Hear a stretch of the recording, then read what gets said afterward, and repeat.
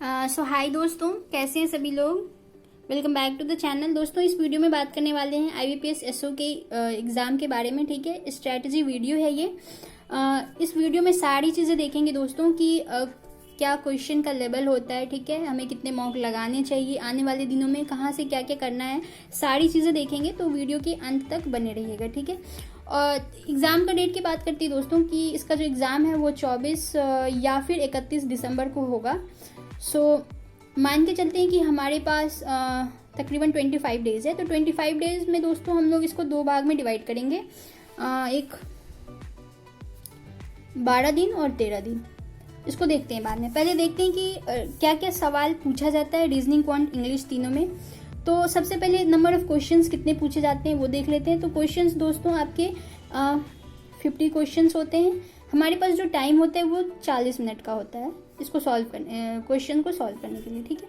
Quant में बात करते हैं तो क्वांट में भी 50 क्वेश्चन होते हैं और इंग्लिश में भी 50 क्वेश्चन होते हैं। टोटल हमारे पास जो हो गया वो 150 क्वेश्चन हो गया।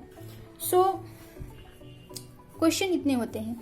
टाइम की बात करते तो सभी में 40-40 मिनट होता है, सेक्शनल टाइमिंग होता है। टोटल 2 आवर का ये एग्ज़ाम होता है। लेकिन जो टोटल मार्क्स की बात करें दोस्तों तो टोटल मार्क्स हमारे 125 ही होते हैं।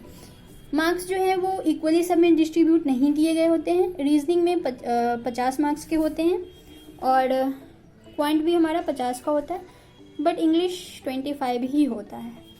तो ये यहाँ पे आपके एक क्वेश्चन जो है वो 0.25 मार्क्स के होते हैं, 0.05 मार्क्स के होते हैं। तो 2 क्वेश्चन बनाएंगे, सही होंगे तो आपको 1 मार्क्स मिलेंगे। तो ये तो हो गया मार्क्स वाइज डिस्ट्रीब्यूशन। एंड हाँ, उसके बाद बात करती है दोस्तों कि क्या क्या पूछा जाता है, कौन कौन सा टॉपिक इम्पोर्टेंट है इन तीनों सेक्शन में, वो सारी चीज़ें देखेंगे अभी। हाँ, और सबसे पहले बता दे, सब पूछते रहते हैं कि इसके एग्ज़ाम का जो लेवल होता है वो लाइक किसके जैसा होता है, IBPS PO प्री के जैसा, SBI PO प्री के जैसा, किसके जैसा। तो दोस्तों इसका जो पैटर्न होता है, इसका जो क्वेश्चन लेवल होता है वो प्री लेवल का नहीं होता है, ये क्लर्क मेंस लेवल के जैसा होता है, ठीक है। क्लर्क मेंस के लेवल के जैसा होता है इसके एग्ज़ाम का पैटर्न। एंड देखते हैं कि अब इम्पॉर्टेंट क्या क्या चीज़ें हैं। तो दोस्तों रीजनिंग को मैंने 3 पोर्शन में डिवाइड करा है। एक तो पहला हो गया आपका पजल हो गया, पजल और सीटिंग अरेंजमेंट हो गया। इस पोर्शन का बहुत ही ज़्यादा रोल होता है। एंड सेकंड हो गया आपका सेकंड आपका हो गया एक मिसलेनियस हो गया। और तीसरा हो गया आपका ये वाला data sufficiency and then input output, machine input output. उसके बाद हो गया आपका लॉजिकल रीजनिंग, ठीक है। तो जो बाकी के प्री एग्जाम होते हैं दोस्तों उसमें जो डेटा सफिशिएंसी, इनपुट आउटपुट और लॉजिकल रीजनिंग ये नहीं देखने को मिलता है। हालांकि ये मेंस के पैटर्न को फॉलो करता है, तो यहाँ पे ये तीनों चीज़ देखने को मिलता है। यहाँ पे बात करते हैं कि इसके जो वेटेज कितने कितने होते हैं। तो आपके तकरीबन 20 प्लस ही क्वेश्चंस होते हैं जो पजल और सीटिंग अरेंजमेंट के होते हैं। बाकी के क्वेश्चंस ये सारे में होते हैं, दोनों में होते हैं, ठीक है। उसके बाद बात करते हैं दोस्तों कि क्वांट को भी ये रीजनिंग का दोस्तों ये पूरा सिलेबस हो गया, ठीक है। पूरा सिलेबस इतना ही है रीजनिंग में। मिसलेनियस में क्या क्या होता है एक बार बता देती हूँ। मिसलेनियस में हो गया आपका जैसे साइलो के सवाल हो गए, इनइक्वालिटी हो गया, फिर आपके डायरेक्शन सेंस हो गया, ब्लड रिलेशन हो गया, ये सारे जो हो गए आपके वो मिसलेनियस में हो गया। साइलो में भी दोस्तों 1-2 लाइन वाला नहीं पूछा जाता है। लाइक आपके पास 4 से 5 आपको स्टेटमेंट दिए जाएंगे, उसके बाद उसके 3 से 4 कंक्लूजन होएगा। उसके बाद आपको ऑप्शन लगाना है, सारी चीज़ें बना के, फोटो बना के। क्वांट की बात करते हैं तो क्वांट को भी मैंने 3 जो पूरा सिलेबस है दोस्तों वो भी उसको भी 3 पार्ट में डिवाइड करा है। जैसे एक पहला हो गया आपका DI हो गया, दूसरा हो गया आपका स्पीड मैथ और तीसरा हो गया आपका अरिथमेटिक के टॉपिक, ठीक है। तो DI आपके दोस्तों 3 से 4 DI देखने को आते हैं। स्पीड मैथ दोस्तों, स्पीड मैथ में आपके जैसे हो गए एक जैसे क्वाड्रेटिक हो गया, फिर सिंप्लीफिकेशन, अप्रॉक्सीमेशन हो गया और एक हो गया आपका सीरीज हो गया, ठीक है। मिसिंग नंबर सीरीज या रॉन्ग नंबर सीरीज हो गया। तो ये तीनों चीज़ नहीं रहेगा, ठीक है। इन दोनों में से कोई दो ही चीज़ रहता है एग्जाम में। पिछले साल यही 2 चीज़ था। सो ये हो गया। बाकी के जो सवाल बचे आपके वो अर्थमेटिक के होते हैं। अर्थमेटिक के टॉपिक सारे जितने भी हैं, जैसे टाइम एंड वर्क हो गया, बोट हो गया, फिर ट्रेन हो गया, बोट एंड स्टीम ट्रेन हो गया, ये सारी चीज़ें रहती हैं। मिक्सचर के सवाल हो गए, ये सारा अर्थमेटिक में रहता है। और कैसलेट भी रहता है, ठीक है, कैसलेट भी रहता है। बात करते इंग्लिश की बात करते हैं दोस्तों। तो इंग्लिश में आपके आरसी हो गए। आरसी आपके 2 या 3 आरसी रहते हैं, ठीक है, मुझे याद नहीं, सर 3 आरसी था पिछले साल, 3 आरसी हो गए दोस्तों। उसके बाद क्लोज टेस्ट हो गया, ठीक है, और क्या हो गया, और एक दोस्तों ग्रामर के सवाल हो गए, ग्रामर हो गया। और इसमें जैसे फिलर भी होता है, फिलर हो गया, पैराजम्बल हो गया आपका। उसके बाद ये इसके वर्ड स्वैप के सवाल हो गए, तो ये सारा भी होता है। बट आरसी और क्लोज टेस्ट रहता है, ये पिछले साल था ही। क्लोज टेस्ट में सिंगल वाला नहीं रहता है, 2-3 ऑप्शन जो है वो रखना होता है, ठीक है, तो सिंगल ऑप्शन नहीं रहता। तो दोस्तों ये सारा जो है वो सिलेबस, एग्ज़ाम पैटर्न सब कुछ हो गया। और इसका दोस्तों मेंस के क्लर्क मेंस का जो है वो एग्ज़ाम का पैटर्न होता है। उसके बाद बात करते हैं दोस्तों पजल और सीटिंग अरेंजमेंट में नॉर्मल वाला नहीं आता है, उसके साथ एक ये दिया रहता है आपका, जैसे कि ये हो गया, जैसे कि 8 लोग हैं, आपको 8 लोग को बैठाना है, और ये इसके साथ एक वेरिएबल भी दिया रहता है, जैसे ABCD हो गया, ये किस सिटी में रह रहे हैं, या इनको कुछ कलर पसंद है, कुछ फूड पसंद है, इस तरह की चीज़ें। तो ये जितने भी पजल और सीटिंग अरेंजमेंट जितने भी होंगे, 4 या 5 जितने भी होंगे, सबके साथ एक ये वेरिएबल रहेगा ही, बिना वेरिएबल का एक भी सवाल नहीं रहता है। तो जैसे आपके दोस्तों मुझे याद है पिछले साल जो अनसर्टेन वाला सवाल आया था उसके साथ भी वेरिएबल दिया हुआ था, ठीक है। अनसर्टेन वाला एक सवाल आया था जो कि नॉर्थ में सारे लोग फेस कर रहे थे, और ये सारे के साथ कुछ वेरिएबल भी दिया हुआ था, ठीक है। तो जो भी सवाल रहेंगे, या फिर हो सकता है ब्लड रिलेशन के साथ कोई पजल दे दिया जाए, तो इस तरीके के सवाल रहते हैं। और DIB सिंगल टेबल का नहीं रहता है, उसके साथ कुछ सॉल्व करके निकाल के फिर क्वेश्चंस को सॉल्व करने होते हैं, ठीक है। तो दोस्तों ये हो गए कि क्या क्या सवाल पूछे जाते हैं। अब है कि हमें क्या करना है इन 25 डेज में। तो दोस्तों इसको जैसे मैंने 12 और 13 दिन में डिवाइड करा है, तो इसमें 12 और 13 दिन में क्या करना है, तो ये जो स्टार्टिंग के अभी जो ये 12 डेज हैं, इसमें हमें दोस्तों एक मॉक लगाने हैं फुल लेंथ के अल्टरनेट डेज पे, ठीक है। और लास्ट के जो 13 डेज है उसमें जो रेगुलर मॉक लगाने हैं, ठीक है, हर दिन लगाने हैं, एक मॉक लगाने हैं। अगर हम 2 भी मॉक लगा सकते हैं उस दिन में तो अच्छा होएगा। सो दोस्तों, और उसके बाद दोस्तों ये जो मॉक देते हैं हम, हालांकि ये 2 आवर का मॉक होता है, तो इसको फिर एनालाइज करने में भी टाइम लगेगा। तो इसको अब एनालाइज कैसे करना है उसको मैं बताती हूँ। उसको भी मैंने 3 तरीके से मैं देखती हूँ कि कैसे कैसे इसको एनालाइज करना है। जैसे कि जो क्वेश्चन मेरे से गलत हो गया मैं उसको पहले देखती हूँ, उसके बाद जो क्वेश्चन मैंने छोड़ दिए हैं, ठीक है, जो क्वेश्चन मेरे से रह गए फिर मैं उसको देखती हूँ, और जो क्वेश्चन मैंने सही करे हैं, राइट, जो क्वेश्चन मेरे सही हुए हैं, जो क्वेश्चन मेरे सही हुए हैं मैं उसको देखती हूँ कि यहाँ पे जितने टाइम देने थे क्या मैंने उससे ज़्यादा दे दिए।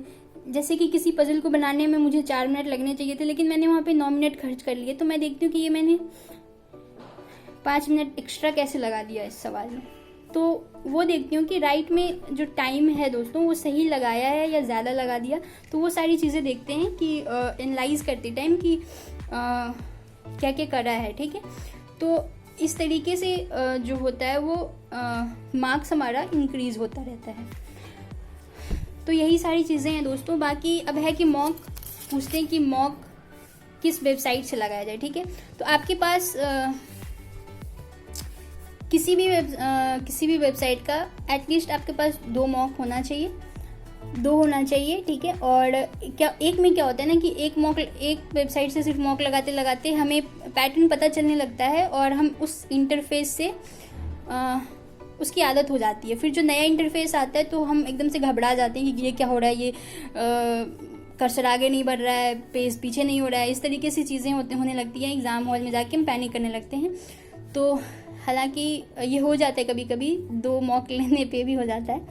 तो दो खरीद लेंगे तो थोड़ा सा क्वेश्चन का जो दोस्तों क्वेश्चन जो है वो इस मॉक का क्वेश्चन का थोड़ा सा जो क्वेश्चन का जो लैंग्वेज होता है ना वो अलग अलग होता है। सिलेबस वही है बट क्वेश्चन का लैंग्वेज थोड़ा अलग अलग होता है दोनों जगह से। तो ये थोड़ा 2 मॉक इसीलिए दो वेबसाइट से एटलीस्ट मिनिमम तो परचेज करना ही चाहिए। तो दो मॉक होएगा तो बेहतर है और वहाँ से आप मॉक लगा सकते हैं। बाकी जो अल्टरनेट डेज पे दोस्तों जब हम फुल लेंथ मॉक नहीं लगा रहे तो तब हमें क्या करना है, तब हम जो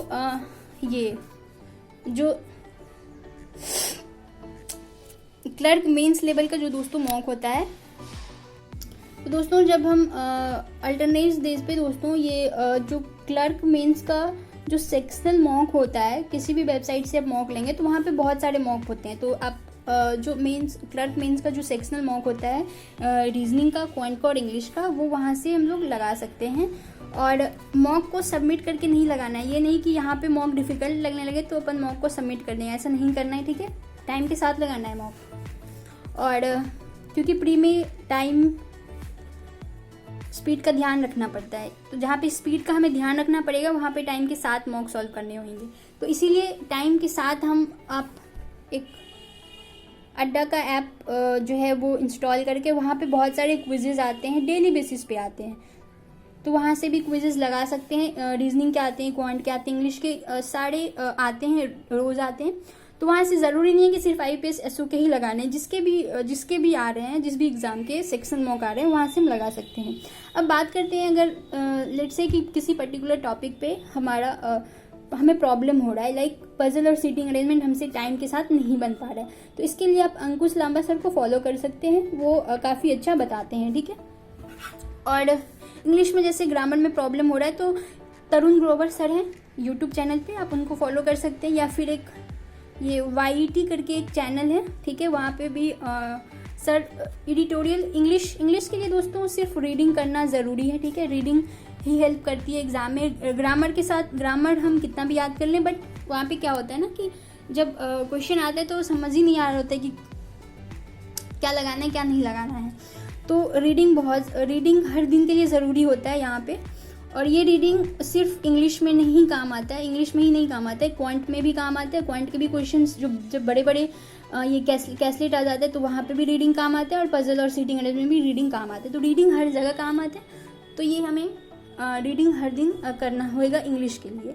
उसके बाद दोस्तों ये जो स्पीड मैथ है ये तो हर दिन करना है। बाकी एक दिन DI कर सकते हैं और एक दिन अर्थमेटिक के टॉपिक कर सकते हैं, ठीक है।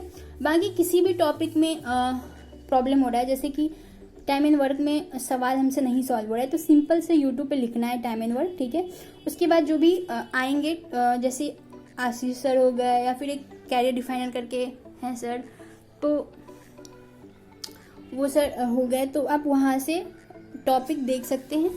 जिस भी अगर चैप्टर वाइज में प्रॉब्लम हो रहा है तो वहाँ से देख के उसके बाद बहुत सारा क्वेश्चन उस टॉपिक पे सॉल्व करेंगे, तो उसके बाद मॉक्स में सवाल बनने लगेंगे, ठीक है। बाकी इतना काफ़ी है दोस्तों।